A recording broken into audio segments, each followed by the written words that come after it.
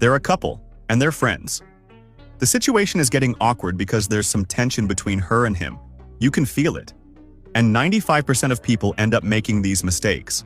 Here's the first mistake. Daniel and Pedro are childhood friends.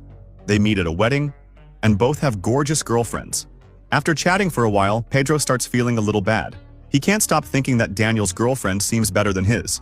She's cheerful, pays attention to what Pedro is saying, is helpful by bringing drinks for everyone, and is super affectionate with Daniel. The funny thing is, Daniel secretly thinks the same about Pedro's girlfriend. Not exactly the same, but he does feel Pedro's girlfriend has amazing qualities his own girlfriend doesn't.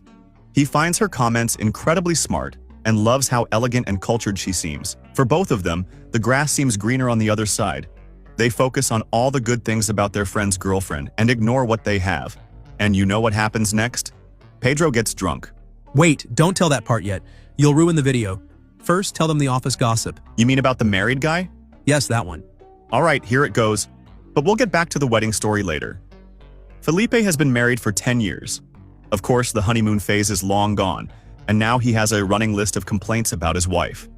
Little things like leaving hair in the shower or forgetting to close the toothpaste. Medium things like forgetting his birthday. And bigger things too. After living together for so long, he knows every single one of her flaws.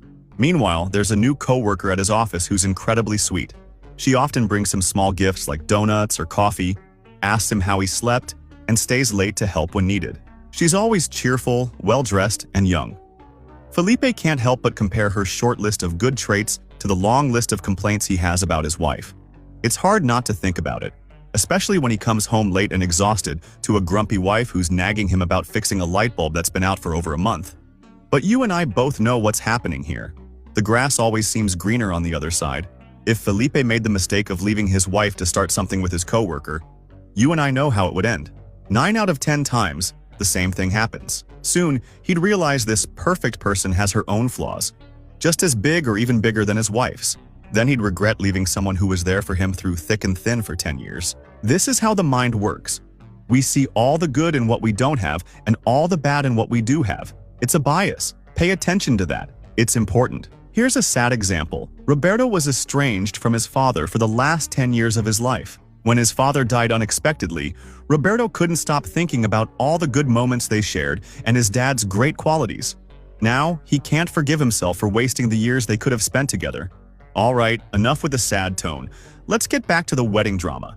As the night goes on and the drinks keep flowing, Pedro tells Daniel, "Hey, I just wanted to say, your girlfriend is amazing. She's cheerful, attentive, and so pleasant to be around." Daniel replies, "Yeah, she's great for an hour at the table, but you should try spending the whole day with her." They laugh, and Daniel adds, "But your girlfriend is so smart, elegant, and cultured. She's such great company." Pedro laughs and says, "Trust me, 24/7 isn't all sunshine and rainbows." They hug, and in unison say, "The grass always looks greener on the other side." But guess what? Their girlfriends overheard everything. The elegant one tells the cheerful one, "This always happens to me. At first it's flowers and chocolates. They treat me like a queen. But then they start taking me for granted and drooling over whoever comes along." The cheerful one responds, "Are you calling me whoever?" "No. It is a joke.